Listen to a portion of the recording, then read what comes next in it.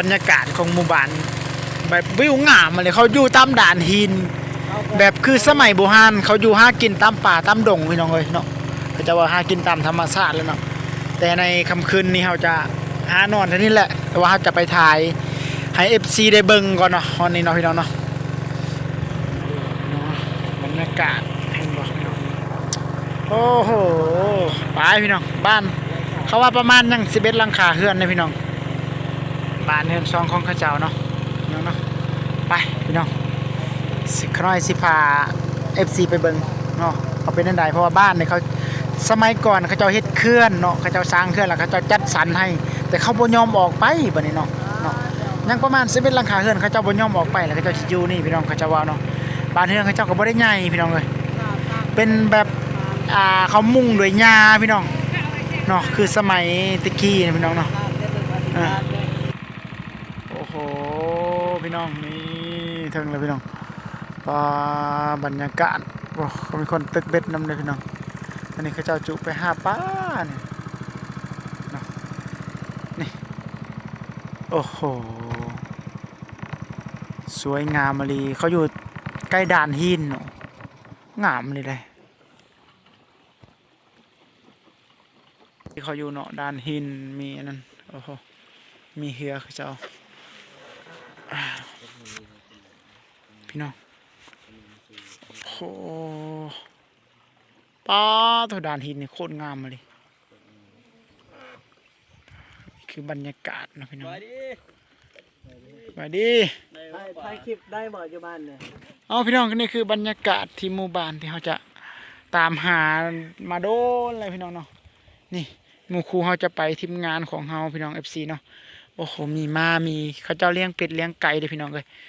อยู่ป่าอยู่ดงเนาะเขาอยู่ไกลกับแคมป์น้ำปากน้ำเขื่อนน้ำนะพี่น้องเนาะ FC เนาะคือบรรยากาศของหมู่บ้านนี่ก็จะสิประมาณนี้แล้วโคตรงามมาเลยพี่น้องเนาะพี่น้องเนาะเอาจะไปบรรยากาศจะไปเบิ่งบ้านเฮือนของข้าเจ้าเนาะเขาน่าจะไปแต่พี่ก่อนแต่เฮือนหลังนี้ก่อนนะพี่น้องเนาะ FC เนาะไปจะไปเบิ่งกันเลยนี่คือบรรยากาศนะพี่น้องเนาะที่เรามาแต่พูดเมื่อกี้นี่เนาะโอเคพี่น้องมีเป็ดมีไก่โอ้ลืมซื้อบ่ได้ซื้อขนมมาอันนี้จะเป็นบ้านเฮือนของข้าเจ้านะพี่น้องเนาะอันนี้มันจะเป็นบ้านเฮือนของพี่น้องส้นเผาเฮาเนาะข้าเจ้าว่าตามที่เขาเอานะพี่น้องเนาะเพราะว่าเขาจัดสรรให้เฮือนให้อยู่แต่ว่าเขาบ่ยอมออกเนาะเจ้าจะยอมอยู่ที่นี่เนาะเจ้าจะบ่ยอมไปอยู่บอนที่เขาจัดสรรให้เป็นหมู่บ้านที่ลับแลบ่มีไฟบ่มีอีหยังเนาะพี่น้องเนาะโอเคพี่น้องไปพี่น้องเราจะมาเลาะเบิ่งทัวร์เนาะพี่น้องอันนี้คือบรรยากาศเขามาแต่พูดในไม่กี่นี่พี่น้องเลยฮะเนาะพี่น้องเนาะนี่คือบรรยากาศเบิ่งบ้านเฮือนของข้าเจ้าพี่น้อง FC เนาะพี่น้องเนาะนี่คือบรรยากาศที่เขามาหาปลาเมื่อกี้นี่แต่คนมาหาปลาหลายพี่น้องอยู่ใกล้ปลาเขื่อนเห็นบ่โอ้เบิ่งบ้านเฮือนของข้าเจ้าพี่น้องเห็นบ่นี่พี่น้องเห็นบ่นี่พี่น้องเนาะเอาพี่น้องเบิ่งจะเป็นหมู่บ้านที่ลับแลที่สุดเนาะพี่น้องเขาจะเบิ่งเขาจะว่าประมาณ11หลังคาเฮือนเนาะพี่น้องเนาะพี่น้องเขาจะบ่อยู่บ่โอ้ยขอโทษขออภัยเด้อมาถ่าย YouTube คนอยู่บ่เฮือนเขาจะบ่อยู่พี่น้องเนาะนี่คือบ้านเฮือนของเขาเจ้าเนาะบรรยากาศของหมู่บ้านเห็นบ่คือบ้านอันนี้แบบถ้าบ่แม่นว่าเขาแต่งเรื่องบ่แม่นว่าให้ชวนเขาเจ้าเป็นบ้านคนจริงบ้านคนในพี่น้อง FC ทางฝั่งไทยเลยถ้าพี่น้องบ่เคยไปเนาะถ้าผู้ใดอยากไปก็สนใจทักหาแล้วก็เขาจะนำวิธีไปเนาะพี่น้องเนาะโอเคพี่น้องไปอาจจะเข้าไปในหมู่บ้านเนาะพี่น้องเนาะอันนี้คือหมู่บ้านเขาเจ้าที่เขาเจ้าไปเนาะพี่น้องเนาะที่เขาเจ้าเฮ็ดโอเคและบ้านนี่เป็นบ้านที่เขาให้ออกไปอยู่นำหมู่นำคูอยู่พุ่นแต่เขาเจ้าจะบ่ออกไปเนาะและเป็นบ้านที่ เขาบ่ยอมออกบ่ยอมไปใส่อยู่นี่แหละเนาะพี่น้องจะหาจะมาเลาะสัมผัสกับเจ้าหน่อยจะหน่อยเนาะโอเคพี่น้องโอเคพี่น้องไปพี่น้องหาจะมาโอ้เขาจะเลี้ยงไก่เด้พี่น้องเลยเนาะมีไก่มีครบโอ้คือแบบสมัยโบราณเห็นแล้วคิดฮอดอดีตตอนยังน้อยๆพี่น้องเนาะพี่น้องเนาะตอนนี้นี่คือบรรยากาศของหมู่บ้านพี่น้องโอ้สิเพิ่นเว้าภาษาเพิ่นนะเอาไปกันมันมีแต่ละแต่จะเรียกแต่จอมัน เอาพี่น้องเนาะ จะลื่นก็ได้จะลื่นแซ่บไหมจะลื่นเลยเอาไม่ได้โอ้ป่าไหนปั่นอยู่พ่อน่ะอาเจนี่เห็นมีอะไรเสียมั้ง บ่หาเมียใหม่บ่ โอ้หาก็ยังหาเลย ยังหาอยู่บ่เดี๋ยวนี้กะ โอ้หาเลย อยู่บ่ได้แล้วคนเคยได้เมีย โอ้อยู่เพี้ยอยู่ชดได้ค่อย อื อยู่ ม บ่ได้เมียนี่ได้3 เดือนโอ้เป็นบ้านี่ เออ เขาเห็นโอ้เป็นบ้าใบตานี่เป็นยอมรับเอาเนาะยอมรับเลยไหนเอาคนคือตัวเองว่ะโอ้บ่รอดไปบ่รอดน้อยเอาไปบ่รอดเฉยๆไงคนเคยมีครอบครัวเนาะเคยมีเมียมีเมียเนาะ บ่ขอโทษนำขอทำคือเมียอ้ายแต่ละคนนี่อ้ายปะเขาหรือว่าเขาปะอ้ายแต่ละคนน่ะ เขาป้าอายเลยอายบ่ได้ป้าเลย ทุกๆคนน่ะ ทุกคน เออ เขาป้าอันนี้ก็เขานี้เลยเมียนี้เลยบ่ได้ป้า เบิ่งเมียเราจุด10ปลายคนพี่น้อง จะฮอดอย่ามอเลยอย่ามอเลยสิไป บ่แม่นทั่วประเทศลาวบ่จัก ทั่วบ่ทั่วเรื่องนี้ บ่แม่นแต่ละแขวงมันอ้ายยายมันเราบ่จักบ่ ยายแต่ว่ามีอยู่อัตตปือกับ2 คน อยู่ตะปือ2คน มือพวงคนนึงมือเสถาคนนึง โอ้ หมอเห็นตำรวจได้อยู่มาเสถาเลย เมียน่ะ บ่ลูกชายใส่ โอ้ เห็นตำรวจ2 คน อยู่สารวัตรบ่มี บ่สารวัตรบ่เอาเลย อยู่สิกองจักคน บ่สิกองบ่เอา เอออันตะปือ อัตปือ2 คน ตะปือ2คนแล้วอยู่กะซีคนหนึง กสิคนนึงอยู่หัวพันคนนึง หัวพันอีก เอาหัวพันนี้ โอ้ เอาจะบอกแกคนนึงบอกแกก็เอาปีนึงซื้อซุป ปอ ได้ลูกนึงบอกแกเลยผู้ชายเดี๋ยวนี้จะนอนได้4-5 ปีใบสิมัน โดยบอกแกคน สุดยอด สุขมุกะสิคนขมุ เออ มันสักขมุ อื ข ม มุนี่มันทึกอันขมุ ตาเลยพี่น้องภาษาตัวเองก็ พอได้อยู่ เผาได้เนาะนี่คือสันเผา ระเบิดเลย ต้องเรื่องเอาเฮ้อได้สิเพิ่นเว้านะพี่น้องสิเนาะเอาพี่น้องคลิปนี้ก็จบตรงนี้ก่อนกดไลค์กดแชร์กดติดตามให้เด้อนี่เบาเน็ตเคยบ่ไทย ไปหาปลาเพิ่นบรรยากาศคิดว่าเฮาสิมาฮอดนี้เนาะเฮามีข้าวสารเอามากิน2-4-5 ถุงแต่ว่าเฮาก็เลยเอามาจะมาให้ชุเพิ่นกินจ้ะโอ้โหคนบ่อยู่ในเฮือนหลังนี้พี่น้องโอ้โหเพิ่นอยู่บ่หรือบ่อยู่ไปพี่น้องฉันไล่คือเจ้าอยู่เฮือนเนาะนอนเนาะโอ้บ่อยู่แล้วเพิ่นไปหากินเลยพี่น้องเลยเนาะเฮือนเห็นบ่พี่น้องอันนี้คือบรรยากาศเนาะผู้พี่น้องอันนี้พี่น้องชนเผ่าเฮาที่เขาอยู่ในดงในป่าเนาะตัดสู่โลกภายนอกอะไรใดพี่น้องเลยเนาะพี่น้องเนาะผู้แต่ส่วนหลายอาชีพเขาเจ้าแม่นหาปลาเนี่ยตามเขื่อนพี่น้องเนาะหาปลาละขายปลานี่แหละเขาจะเอามาซื้อเฮิงๆเจนึงเขาจะออกไปซื้อเฮ้ยเนาะพี่น้องเนาะพี่น้องเนาะบรรยากาศของเขื่อนของเขาเจ้าโอ้โหเบิ่งเขาจะไปเบิ่งพี่น้องนี่คือเขื่อนเพิ่นขอโทษขอไปเด้อนี่เห็นบ่นี่เนาะพี่น้องเนาะโอเคพี่น้องอันนี้จะเป็นเขื่อนเห็นบ่สิประมาณนี้ม่านนี่แหละพี่น้องเลยโอ้โหตู้เย็นนี่สิเป็นอามาที่ใส่หามมาที่ใส่เนาะอันนี้คือเราจะเลาะนี่เขื่อนเนาะคือเห็นเฮือนแบบนี้แหละก็คิดถึงตอนยังน้อยๆคิดฮอดตอนยังน้อยๆพี่น้องเลยแบบเฮือนเฮาก็แบบนี้แหละเนาะแต่ว่าบ้านเฮามันหลายหลังเนาะตะกี้เนาะแบบ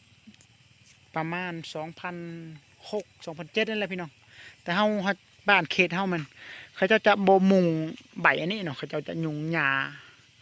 จักหญ้าหยังเฮ้อเนาะพี่น้องเนาะอันนี้เขาเอาใบหญ้าอันนี้มามุงเห็นบ่พี่น้องเนาะพี่น้องเนาะโอเคพี่น้องเขาจะมาเลาะทัวร์เป็นบรรยากาศที่หมู่บ้านที่สุเพิ่นบ่ยอมออกไปอยู่ที่เขาจัดสรรให้เนาะเพิ่นว่าบ่อนทำมาหากินมันยุ่งยากหลายเพราะคนมันหลายพี่น้องไปพี่น้อง FC ไปเลาะไปทั่วๆเลยโอเคพี่น้องมื้อนี้เฮามาจักคนเฮามาจักคนวะ5 คนเนาะพี่น้องเนาะแต่ว่าเฮือนไม่ได้นะขอยอมรับว่าอันหนึ่งก็คือยามร้อนนี่คักอะไรได้เนาะมันเย็นนะมันบ่คือสังกะสีนะ คนดัง เนาะ ซื้อในได้ก็ซื้อสอง ซื้อบ่าวเมาเลอร์พี่น้องบ่าวเมาเลอร์ชาแนล สแนลเนาะ แล้วก็ขอฝากให้พี่น้องไปติดตามชมแน่นอนเมาเลอร์สแนลเนาะ โอเคพี่น้องไปพี่น้องเราจะมาโอเคพี่น้องจะไปเลาะเนาะไปหอดปุ่นบรรยากาศของหมู่บ้านนี้ที่เฮาได้เลาะแต่ก็เจ้าก็ว่าได้อยู่ภาษาลาวเนาะพี่น้องโอเคพี่น้องเราจะไปพุ่นบรรยากาศของเพิ่นโอเคเพิ่นต้องการกาแฟแต่ว่าเสียดายเฮาบ่ได้ถือเฮาก็บ่ได้คิดว่าสิมาไกลถึงขนาดนี้นะขี่เรือมาได้พุ่นเพิ่นพี่น้องพาไปหากินเนาะหาปลาขี่เรือลองเบิ่งเนาะอันนี้ว่าเขื่อนพอเท่านะ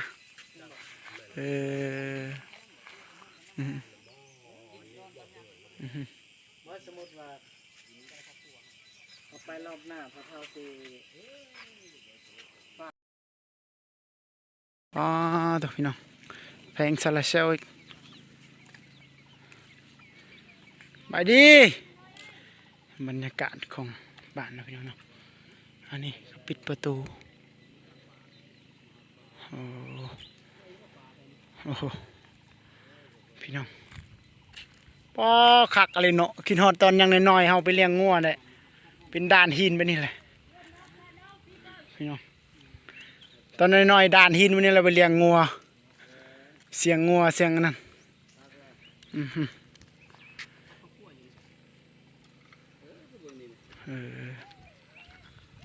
บ่ได้เมื่อพุ่นไว้แล้วบ่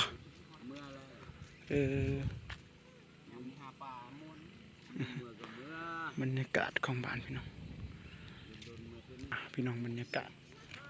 อยู่ใส่ปลาเขื่อนไกลเติบบ่ตัวนี้โอ้ตัวด่านหินสุดยอดลายพี่น้องปุ๊มาให้พี่น้องเพิ่นมามีข้าวสารจักสิพ่อหรือว่าเด้อ หุ่งกินคือกันข้าวเจ้าจะเป็นข้าวเจ้าหุ่งกินถ่ายคลิปได้บ่ โอเคพี่น้อง คลิปได้บ่ เพิ่นนี่พี่น้องสุดยอดลายพี่น้องผู้ให้ไม่เท่าเลยไปเบิ่งพี่น้องพอดีเลยล่ะบรรยากาศหุ่ง เอาแบบข้าวเจ้านั่นแหละมันเป็นอาหารเสริมมันเป็นข้าวเจ้ามาจากไหนโซนเขต มาหาปลา มาแดงกินลูก บรรยากาศครับพี่น้องเนาะปอเอาพี่น้องโอ้โหสุดยอดลายพี่น้องอันนี้บ้านเฮือนของข้าเจ้านะพี่น้องเนาะคือบรรยากาศที่ข้าเจ้าเอากาแฟวะโอ้ทำโอ้โหนะแต่ว่ามีผู้หนึงขนาดว่ายังมีคนอยู่เว้ยเบิ่งคือบรรยากาศยังมีบ้านคนอยู่เนาะคันว่าเฮิงเมื่อเท่านึงเลยอยู่พุ่นเนาะบ่ได้เมื่อเลยบ่ยอมเมื่อบ่เมื่อเราบ่ได้กินหยังเนาะโอ้นั่นนี่ภารกิจของเฮาเข้ามาฮอดแล้วพี่น้องบ่อนพักเสาของเฮาในค่ำคืนนี้พี่น้องมาเด้ออันนี้แม่นเฮาจะนอนนี่เห็นบ่ บรรยากาศงามๆหญ้าเขียวสดงดงามผู้ใดฮักเดียวใจเดียวนี่คืออาหารนี่แหละนี่คืออาหารคนฮักเดียวใจเดียว จะน้อยเสียดคอนเทนต์นะอาหารหญ้านี่มันอันนี้แหละอาหารเหมาะสมที่สุดก็คืออาหารคนฮักเดียวใจเดียวพี่น้อง เนาะนี่ภารกิจชิ้นที่เราจะอยู่ในค่ำคืนวันนี้พี่น้องบรรยากาศโอ้โหพักน้ำจำปาเขาถือบ่ก้อยน้ำปลาเห็นอะไร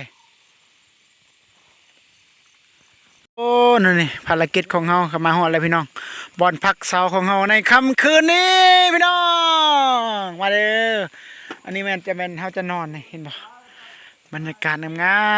มๆหญ้าเขียวสดงดงามผู้ใดฮักเดียวใจเดียวนี่คืออาหารนี่แหละนี่คืออาหารคนฮักเดียวใจเดียว จะน้อยเสียดคอนเทนต์นะอาหารหญ้านี่มันอันนี้แหละอาหารเหมาะสมที่สุดก็คืออาหารคนฮักเดียวใจเดียวพี่น้อง เนาะนี่ภารกิจชิ้นที่เราจะอยู่ในค่ำคืนวันนี้พี่น้องบรรยากาศโอ้โหพักน้ำจำปาเขาถือบ่ก้อยน้ำปลาเห็นอะไร